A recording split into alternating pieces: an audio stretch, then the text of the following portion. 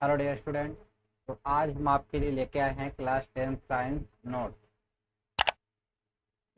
Science में तीन topic होते हैं, एक होता है फिजिक्स, एक केमिस्ट्री और एक बायो। तो हम यहाँ पे जो आपको नोट्स प्रोवाइड कराएंगे वो अभी केमिस्ट्री के हैं, ठीक है। तो पहले मैं आपको केमिस्ट्री के नोट्स प्रोवाइड कराऊंगा, उसके बाद मैं आपको फिजिक्स और बायो को प्रोवाइड करा दूंगा, ठीक है।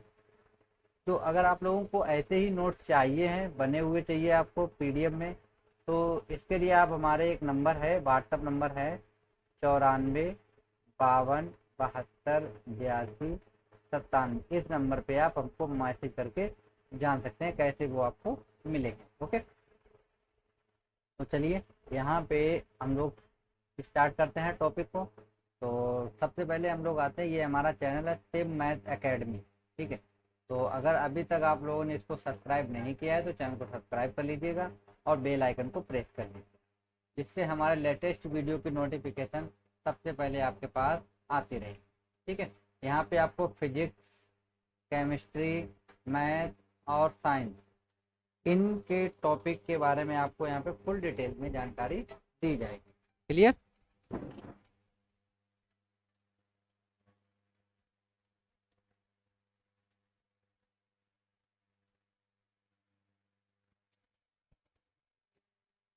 तो चैप्टर जो हमारा 1 है, चैप्टर का नाम हमने आपको बता दिया है, चैप्टर हमारा 1 है और चैप्टर का नाम है रासायनिक अभिक्रियाएं एवं समीकरण, ठीक है। चैप्टर का जो नाम है वो रासायनिक अभिक्रियाएं एवं समीकरण है।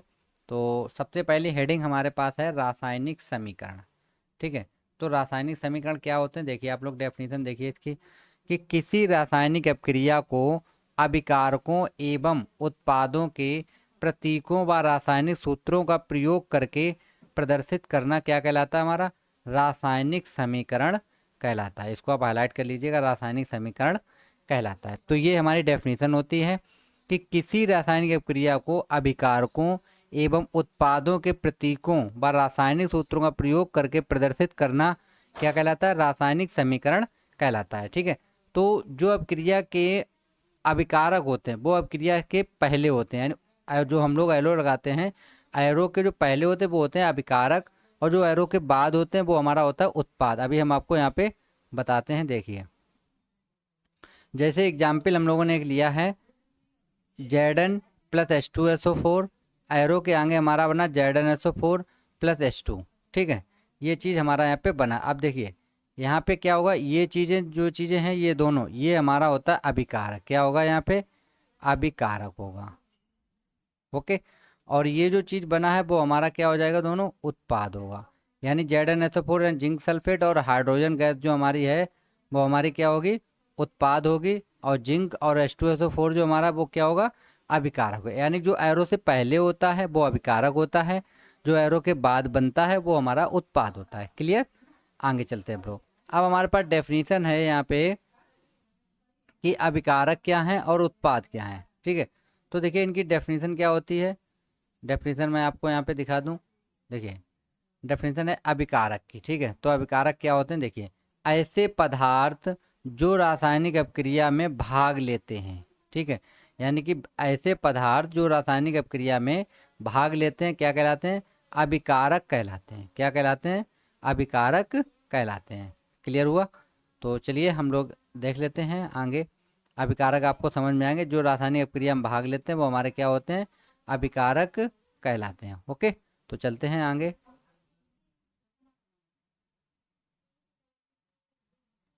एग्जाम्पल में आपको हम दिखा देते हैं, अभी हमने आपको बताया भी था कि ये जो पोर्शन है वो हमारा एरो के जो पहले होता है वो हमारा क्या होता है, अभिकारक होता है। तो आप लोग देख सकते हैं ये हमारा क्या है, अभिकारक है, ठीक है।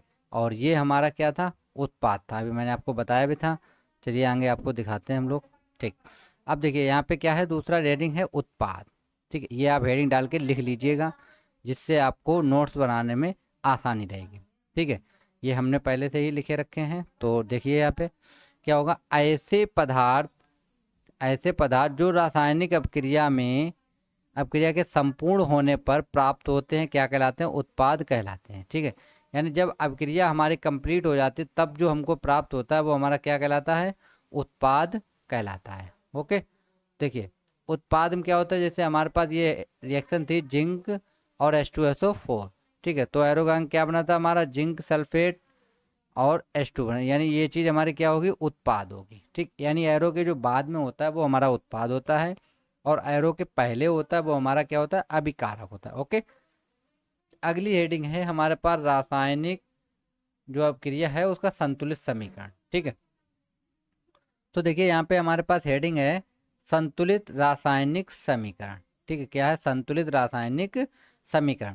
तो क्या होता है, देखिए वह रासायनिक अभिक्रिया, ठीक है, वह रासायनिक अभिक्रिया या समीकरण जिसमें विभिन्न तत्वों के परमाणुओं की संख्या अभिकारक व उत्पाद दोनों पक्षों में समान होती है, क्या कहलाते हैं, ये कहलाते हैं हमारे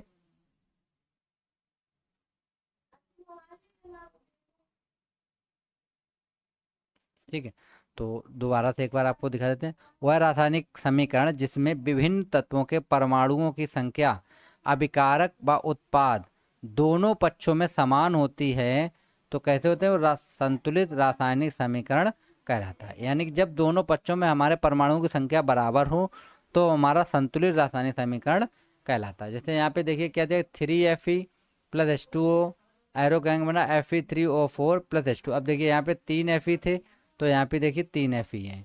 ठीक है, यहाँ पे O कितने थे, देखिए 4 यहाँ पे थे, तो यहाँ पे भी देखिए 4 हैं। ये कितने हैं, देखो 4 दूनी 8, यानी 4 दूनी 8। देखिए जितने परमाणु अभिकारक में होंगे उतने ही परमाणु कहाँ पे होंगे, उत्पाद में होंगे। क्लियर।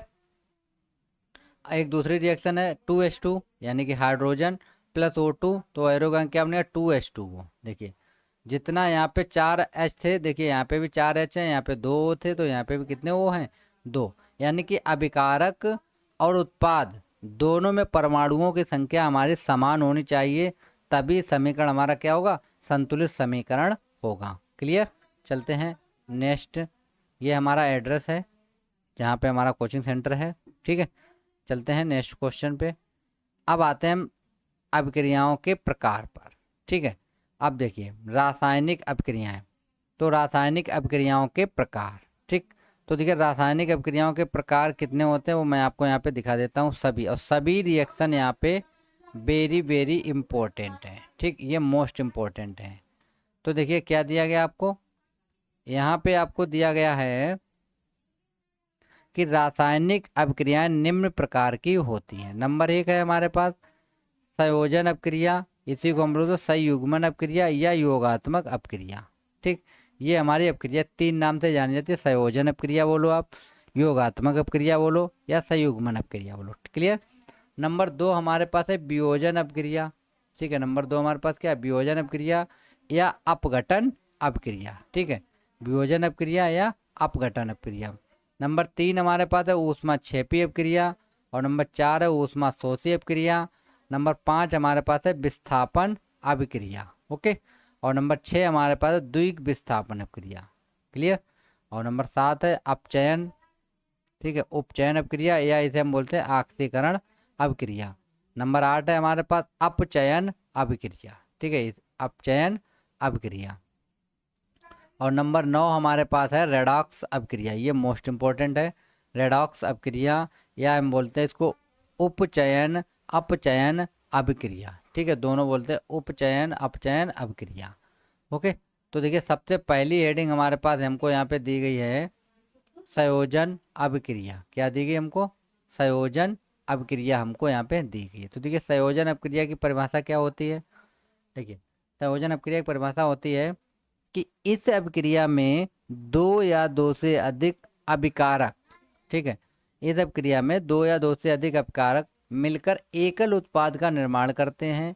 ऐसी अभिक्रिया को संयोजन अभिक्रिया कहते हैं। ठीक है, यानी कि इस अभिक्रिया में 2 या 2 से अधिक क्या हो सकते हैं हमारे अभिकारक, और वो सभी मिलके एक उत्पाद बनाएंगे, तो ऐसी अभिक्रिया को हम लोग कहते हैं संयोजन अभिक्रिया कहते हैं। अब देखिए जैसे एग्जाम्पल के तौर पे हमें दिया गया है कोयले का दहन। क्या दिया गया हमको, कोयले का दहन। तो देखिए कोयले को हम बोलते हैं C, और O2 में दहन होता है तो O, C प्लस O2, तो एरोगांगे हमारा क्या बन गया, CO2, यानी कार्बन डाइऑक्साइड गैस हमारी बन गई है। तो देखिए हमारे पास यहाँ पे अभिकारक थे 2 और उत्पाद हमारे पास बना है 1। कितना बना है, 1, यानी 2 या 2 से अधिक अभिकारक मिलकर एक उत्पाद को बना दें तो वो हमारी अभिक्रिया होती है संयोजन अभिक्रिया। यहाँ पे और भी हमें एग्जाम्पल दिए गए हैं। जल का निर्माण, तो देखिए 2H2 + O2, तो एरोगैंग क्या बन गया 2H2O। ठीक है, ये हमारा जल बन गया। नंबर 3 हमारे पास गंधक का दहन, तो गंधक का दहन करेंगे तो S + O2, तो एरोगैंग बन गया SO2 यानी सल्फर डाई ऑक्साइड। इनके आप नाम जरूर लिख लीजिएगा। इसको हम बोलते हैं सल्फर, यहाँ पे मैं लिख देता हूँ सल्फर डाई ऑक्साइड। ठीक है, ये हो गया हमारे पास जल, और ये हो गया हमारे पास कार्बन डाई ऑक्साइड। ओके, इनके ये नाम होते हैं। क्लियर। और लास्ट हमारे पास है कैल्शियम हाइड्रोक्साइड का निर्माण। तो देखिए यहाँ पे COAO है हमारा कैल्शियम ऑक्साइड + H2O हमारा जल। तो यहाँ पे अभिकारक कितने, 2, और 2 अभिकारक मिलके हमारे क्या बन गया, एक उत्पाद बना, यानी कि इसको हम बोलते हैं कैल्शियम हाइड्रोक्साइड। क्या बोलते हैं हम लोग इसको, कैल्शियम हाइड्रोक्साइड। ठीक है, इसको हम बोलते हैं कैल्शियम हाइड्रोक्साइड यानी कि भुजा चूना। ठीक, चलते हैं नेक्स्ट रिएक्शन की तरफ।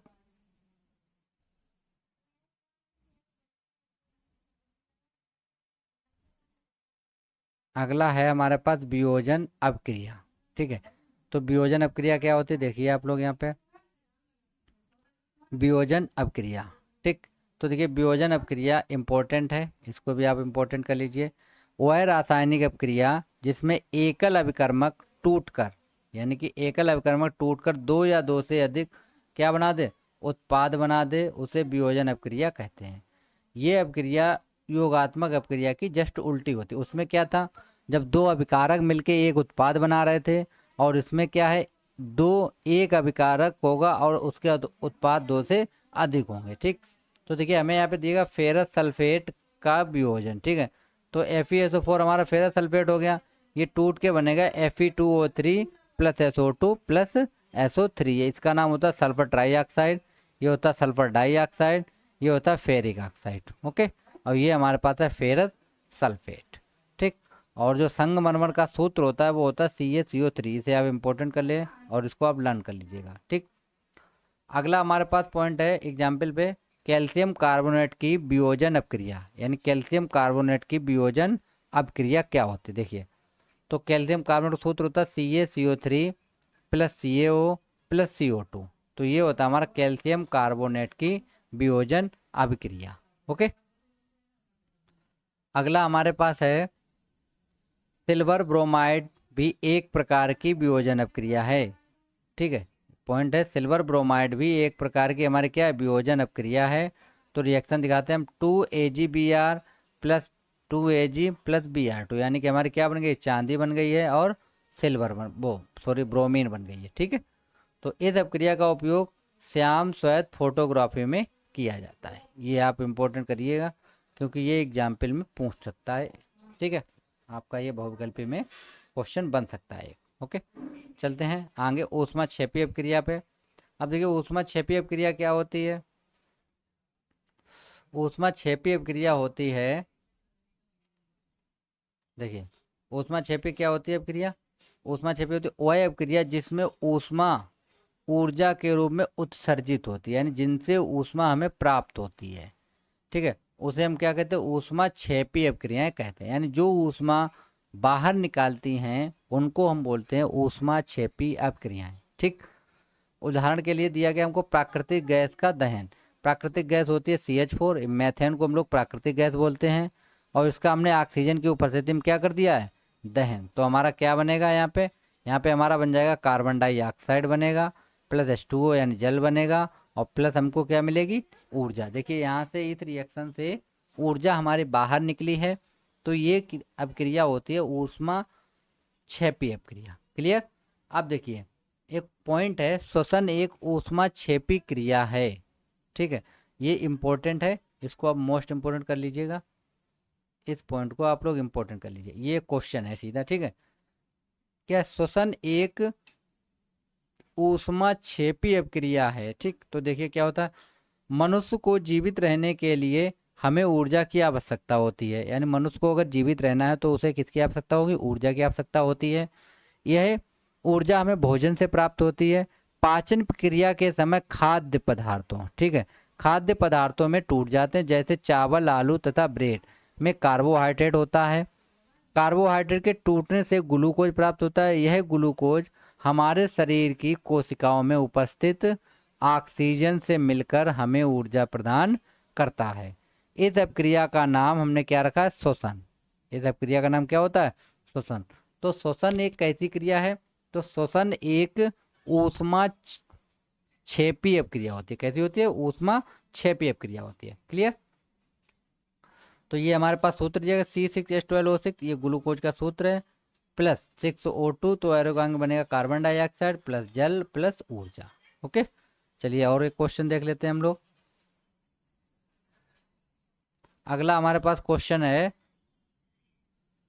पहले क्वेश्चन पढ़ लें।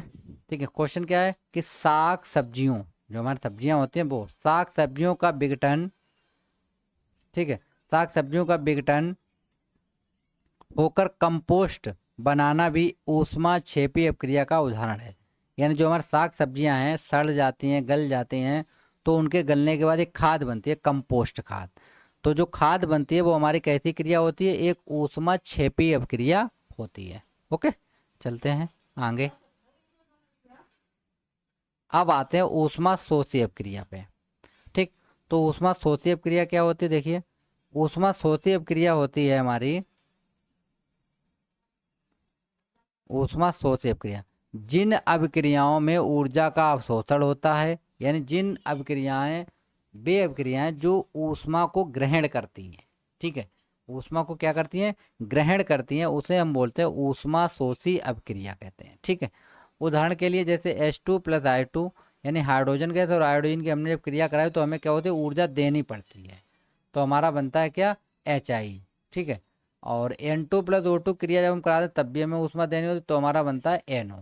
ओके, तो जिन अपक्रियाओं से ऊष्मा बाहर निकलती है वो होती है हमारी ऊष्मा क्षेपी अपक्रियाएं, और जो अपक्रियाएं ऊष्मा ग्रहण करती हैं वो हमारी होती हैं ऊष्मा शोषी अपक्रियाएं। क्लियर? इतना आपको समझ में आ गया होगा। ठीक है, आगे चलते हैं हम लोग, एक डेफिनेशन और देख लेते हैं, विस्थापन अभिक्रिया। ठीक है, तो विस्थापन अभिक्रिया क्या है? देखिए आप लोग, विस्थापन अभिक्रिया, ठीक है, विस्थापन अभिक्रिया हमारे पास यहाँ पे दी गई है, ये इम्पोर्टेंट है। ये भी अभिक्रिया में 9 लिखा है, 9 की 9 इम्पोर्टेंट है। ठीक है, तो क्या होती है? ऐसी अभिक्रिया जिसमें किसी यौगिक के अणु के किसी एक परमाणु अथवा समूह के स्थान पर कोई दूसरा परमाणु अथवा समूह आ जाता है तो विस्थापन अपक्रिया कहलाती है। यानी कि विस्थापन अपक्रिया वह अपक्रिया है, इसी को हम प्रतिस्थापन अपक्रिया भी बोलते हैं। ठीक है, विस्थापन अपक्रिया को हम लोग प्रतिस्थापन अपक्रिया भी बोलते हैं। यानी ऐसा समूह जो एक स्थान पे आ जाए और उसको अपनी जगह से क्या कर दे? हटा दें। तो जैसे उदाहरण दिया गया जिंक और प्लस कॉपर सल्फेट का विलयन, यानी कि इसको हमने इसमें डाला तो इसने तुरंत कॉपर को क्या किया? विस्थापित कर दिया और अपने आप तुरंत एक उत्पाद बना दिया। देखिए ZnSO4 बनाया, कॉपर को क्या कर दिया? इसने विस्थापित कर दिया। वैसे ही देखिए यहाँ पे आयरन हमारे पास है, इसको हमने कॉपर सल्फेट के विलयन में डाला तो हमारे पास विलयन बन गया FeSO4 और हमारा कॉपर विस्थापित हो गया। ठीक, तो आज हम लोगों ने विस्थापन अपक्रिया तक देख लिया है। ठीक है, आगे की जो अपक्रिया है उनको हम नेक्स्ट वीडियो में लेके आएंगे। तब तक के लिए थैंक यू फ्रेंड। अगर आपको नोट्स चाहिए तो मैंने आपको नंबर बताया, इस नंबर पे आप हमें व्हाट्सअप कीजिए, आप वहाँ से आपको पूरी इन्फॉर्मेशन दे दी जाएगी। Okay, thank you.